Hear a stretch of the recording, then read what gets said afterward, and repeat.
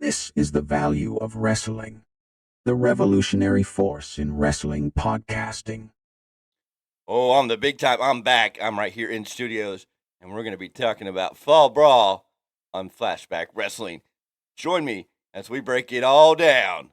Fall Brawl 1993 War Games.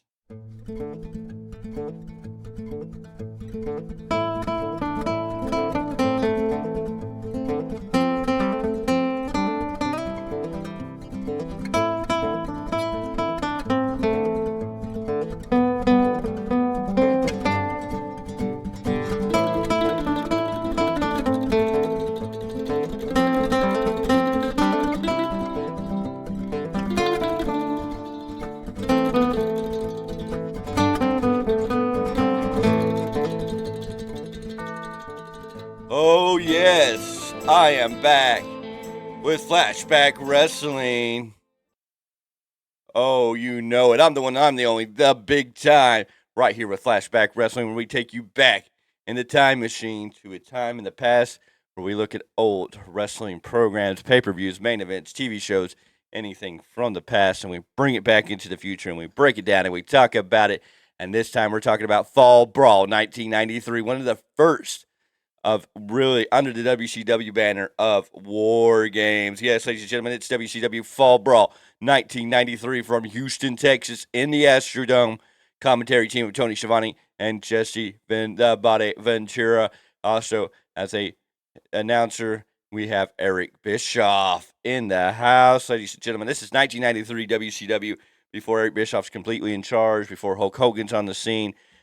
We do have some surprises in this. We had some great lead ups that were building to all of this, and it was great stuff going into Fall Brawl 1993. This was War Games, a match that was originally created by the American, the William Dusty Wood, baby.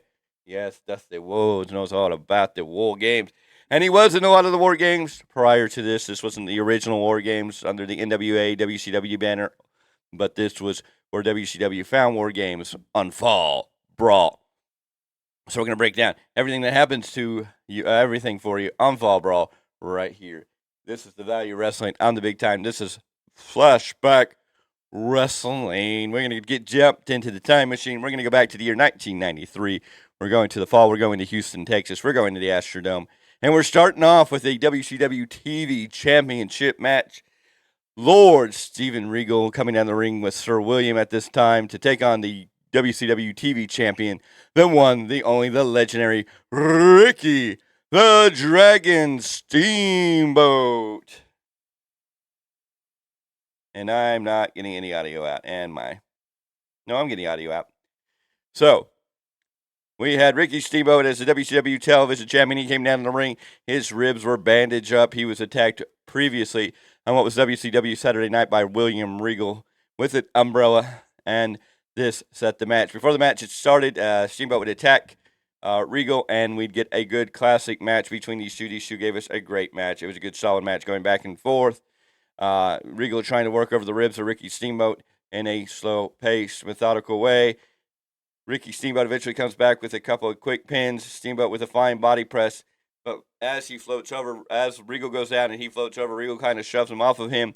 Steamboat comes back over, but only gets a close pin. And then we get Steamboat into the ropes. Steamboat goes over the top rope, but he skins the cat, starts to pull himself back in, gets back in the ring when Sir Williams, as Regal has the referee distracted, nails Steamboat in the head with the umbrella. Regal then hits a German suplex with a bridge into a 1, 2, 3, and we have a new WCW TV champion in the Lord Steven Regal. Yes, ladies and gentlemen, Steven Regal is your new WCW United States champion. This was a good, solid match. It was a good technical match. Both these guys worked a good, slow-paced match. There was some high flying by Steamboat, but it was overall good, a solid match. I gave it 3 stars out of 5. It was a beautiful match, and it was something that if you want to go back and watch a good, decent match between these two technical wrestlers of Lord Steven Regal and Ricky the Dragon Steamboat, you definitely got a good technical match here. In the end, it kind of stinks that we saw the umbrella used to knock out Steamboat. Steamboat hits, and then we got Regal into a German bridge for a pin. After the match, we are up in we were up with commentator Eric Bischoff. He is interviewing the Nasty Boys. The Nasty Boys are here to take on the WCW Tag Team Champions. The Horsemen have the WCW Tag Team titles at this time. They are held by one Arn Anderson, Double A, and his tag partner at this time was Paul Roma. And so the Nasty Boys are here, and they have a secret surprise for tonight. Who's the secret, or what is the secret surprise going to be? Well, we're going to have to wait and find out. In a match that I don't know if anybody asked for, we got two big men. We got Big Sky versus Charlie Norris. No, not Chuck Norris, just Charlie Norris. Big Sky, you might be better known as Tyler Maine. He played Sabretooth in the X-Men movies, Ajax and Troy, and he played Michael Myers in the reboot of Halloween. Charlie Norris spent 1 year in WCW, and it was 1993. Charlie Norris, reflecting on his Indian Native American heritage. This was a two big guys match, a lot of chops, a lot of dancing by Charlie Norris. Big Norris here got a big boot on Big Sky, and Charlie Norris eventually got the win. This was a 2-star match, nothing special, nothing great, nothing over the top. It was as you expect between the two big guys that at this time weren't overly named, but they had a match here. Big Sky versus Charlie Norris. Charlie Norris getting the win, 2-star match. From there, we are with Scott Dunlap. He's interviewing the British Bulldog, Davey Boy Smith. This is during the time that Davey Boy Smith was in WWE, but he had gone over to WCW, eventually leading to one of his back issues that would later wind up causing him a lot of issues in life before he went back to WWF, and eventually more issues later in life. Our next match, Mr. Wonderful Paul Orndorff is here with the Equalizer. They're going to take on the team, a young team of Too Cold Scorpio. Yes, this is Too Cold Scorpio before he goes to ECW and before he becomes Flash Funk at WWEF. And of course, this is what Scorpio was streaming up with Marcus Alexander Bagwell, the young Marcus Alexander Bagwell, who we all know would go later on team on with men like the Patriot. Eventually would go on a team with a man named Scotty Riggs and become the American Males. The American Males. The American Males. Yes, ladies and gentlemen, that very Marcus Alexander Bagwell would eventually join the NWO and become better known as Buff Bagwell. And so this is the team we have. The Equalizer. Who was the Equalizer? Well, the Equalizer at this time was the Equalizer. He would later become known to the world as Dave Sullivan. Yes, Big Dave Sullivan was the Equalizer on this night. We get Bagwell and Scorpio. They've been a tag team for a little while now. And Bagwell, of course, works with several people, as we discussed there. Eventually, we have a good, solid match between these two. You have Mr. Wonderful, more of a veteran, the Equalizer, having some time in the ring, too, against Scorpio and Marcus, who are two youngsters on the rise in this business. Orndorff misses Bagwell. The Equalizer has Bagwell tied up in the on the ropes. Orndorff misses as Bagwell ducks out of the way, nailing the Equalizer with a high knee. Scorpio hits his 450 splash for the pin. And after the match, of course, the heels of Paul Orndorff and the Equalizer go on to beat down Scorpio and Marcus Alexander Bagwell. But the babyfaces get the win in this match. It was a good 2-star match. It was a little bit sloppy at times. But you have the veterans of Paul Orndorff, the Equalizer, versus this young upcoming team with Too Cold Scorpio, Marcus Alexander Bagwell. They get the win. We get to see the match for what it was. Again, a 2-star match. It is what you expect in this moment. Next, we have Eric Bischoff doing an interview with Lord Steven Regal, talking about winning the TV championship. Regal talking about how he's going to be bringing prestige to it and how he's going to make it feel important once again. Yada, yada, and that's what we get. From there, we got a good big man match again. In this one, we had Shanghai Pierce. He was taking on Ice Train. Tex Slazenger was in the corner of Shanghai Pierce. Now, let's break down who was Tex Slazenger. Well, he would later become known as Pig, or Phineas I. Godwin, later to become known as Midian. Yes, Tex Slazenger would later become Phineas Godwin onto Midian, and of course, Shanghai Pierce was his soon-to-be tag team partner in WWE at this time. Yes, Shanghai Pierce was with the mask, but under the mask was the one, the only, Henry O. Godwin. Yes, ladies and gentlemen, we have the team of Phineas and Henry here, known today as Shanghai Pierce and Tex Slazenger. They're taking on the young upcoming stud of Ice Train, so it's going to be a one-on-one. Shanghai Pierce against Ice Train. Ice Train would eventually go on to team up with Scott Norton to be Fire and Ice. before Norton would inevitably join the NWO and later go team on with the man we saw earlier, Marcus Alexander Bagwell. Would become Bagwell, Buff and Stuff, or I forget what the whole team name was then, but Marcus Alexander Bagwell and Scott Norton would tag up as part of the NWO. This is early on Ice. This was a classic match between two big men. We got a good solid match back and forth. For what it was sloppy at times. It was still trying to get Ice Train over.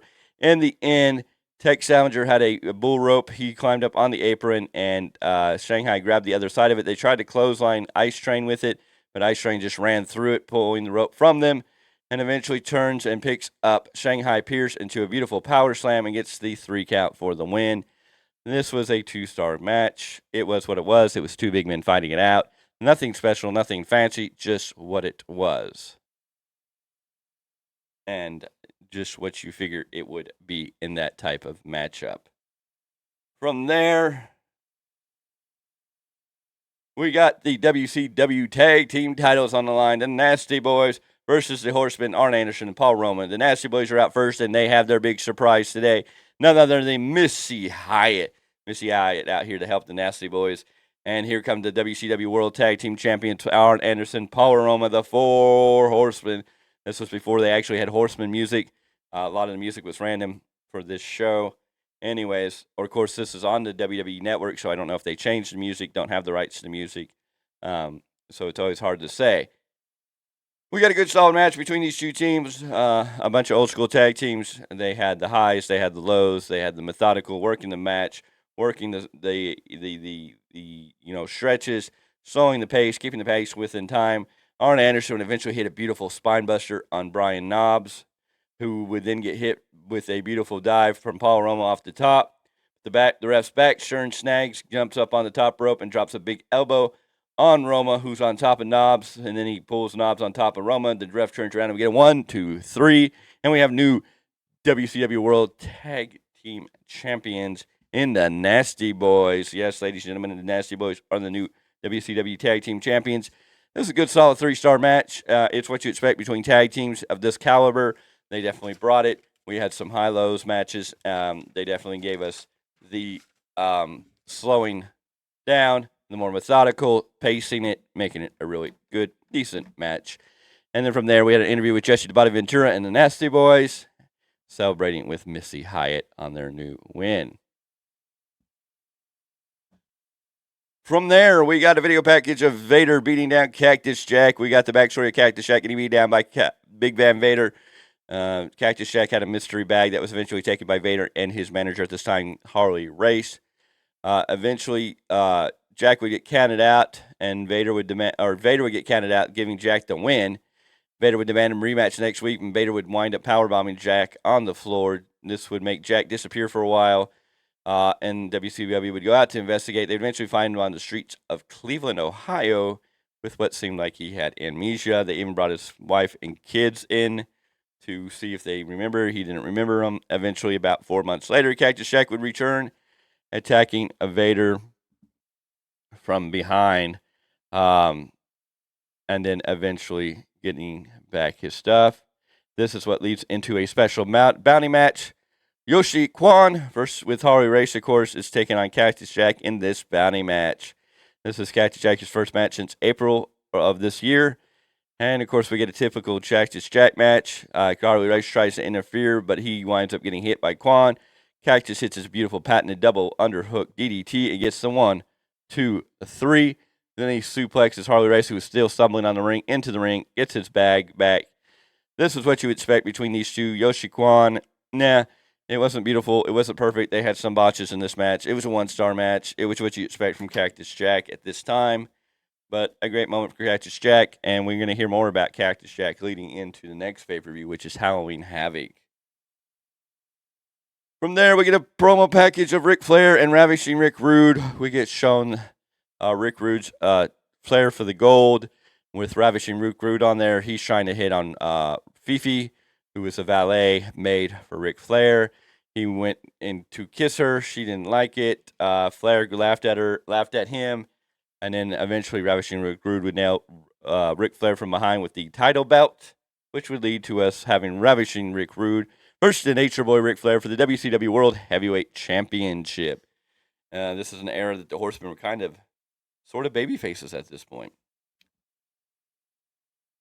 Anyways, it's a match for the WCW World Heavyweight title. And we get a classic match here between Rick Rude and Ric Flair. Rude goes for a pin, but he gets up for two. Flair comes, he dumps Flair outside.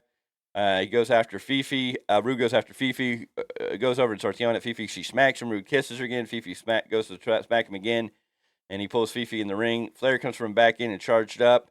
Flair knocks down Rude, and he locks him into a finger four. Fifi has the referee distracted for some reason. This leads to Rude reaching into his pants, grabbing a pair of brass knucks, and nailing Flair right then and there. Then he quickly puts the object back in his pants and then covers Flair for the pin at the 1, 2, 3, and we have a new World Heavyweight Champion in the Ravishing One, Rick Rude. This was a match that you expect between Rick Rude and Ric Flair. It was a beautiful match. It was a solid match. It was definitely a 4-star out of 5-star match for these guys. Rick Rude, Ric Flair, great match. Great storytelling here. Fifi being involved was a beautiful thing, and we got a new world champion in Ric Flair. Finally, it's time for War Games. The match beyond is what they're calling this. The only way to win is by submission or surrender. Yes, ladies and gentlemen. This match has come together as Sting and Vader have been viciously having a feud between one another. And so this led to War Games where Vader was teaming up with Sid Vicious and Harlem Heat, then known as Kane and Cole. Stevie Ray was known as K, and Booker T was known as Cole. Sid Vicious had Robert Parker in his corner, and of course Vader had Harley Race in his corner. Their opponents were Sting, the British Bulldog Davey Boy Smith, the Natural Dustin Rhodes, who was the U.S. champion at this time, and the one and only Shockmaster. And yes, ladies and gentlemen, if you go back in time, one of the greatest bloopers of professional wrestling was the introduction of Shockmaster. He was introduced on a Flair for Gold before this event, and he came out in a glittery Stormtrooper helmet. He tripped over a piece of wood, crashed through the set. What was supposed to be this magnificent, awesome debut turned into a blunder that has lived on in the annals of time in the world of professional wrestling. Out with the baby faces was Road Warrior Animal. I believe at some point Hawk was supposed to be a part of this team, but due to some other reasons, he was removed from the team. I think he was out on injury.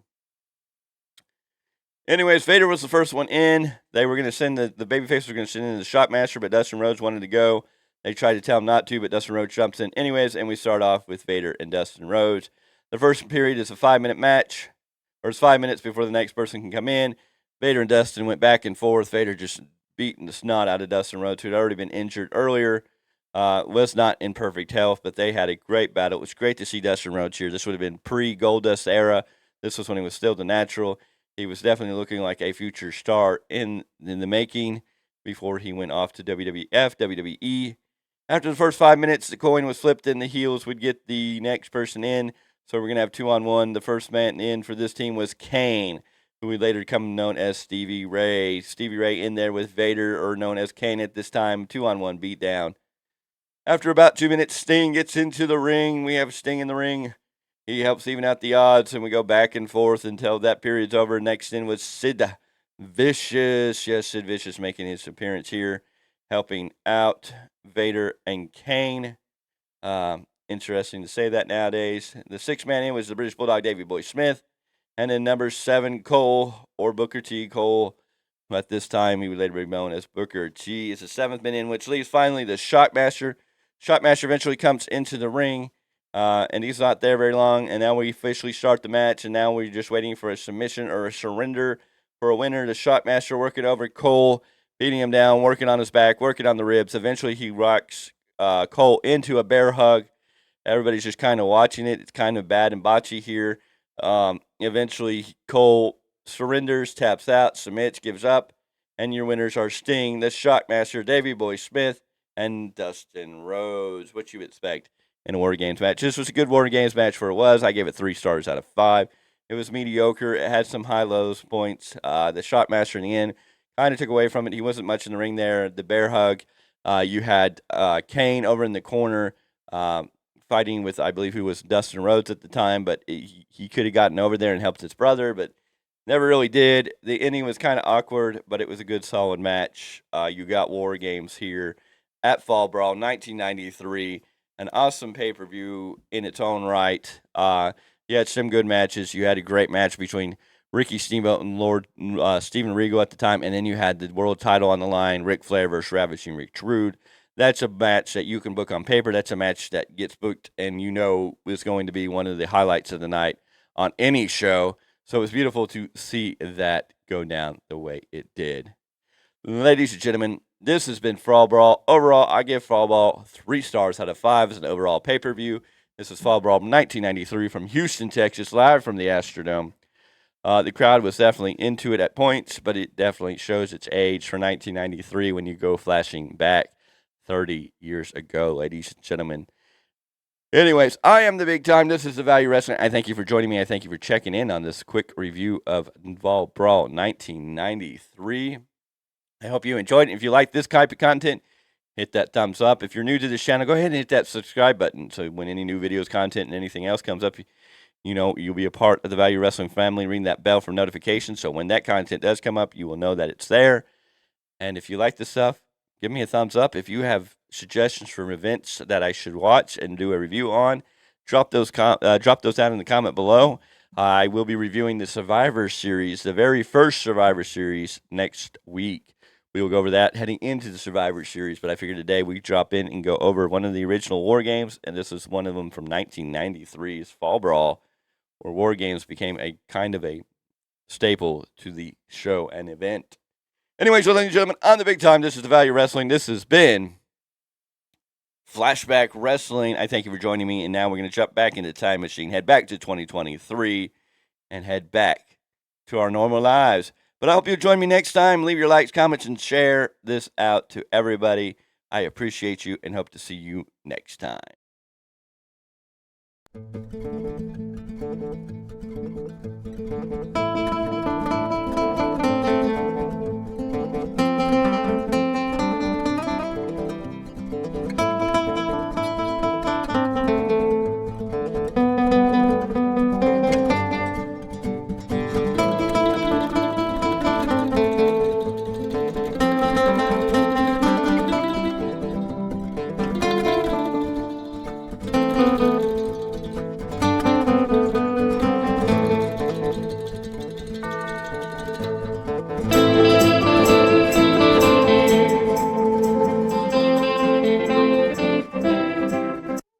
This is the value of wrestling, the revolutionary force in wrestling podcasting.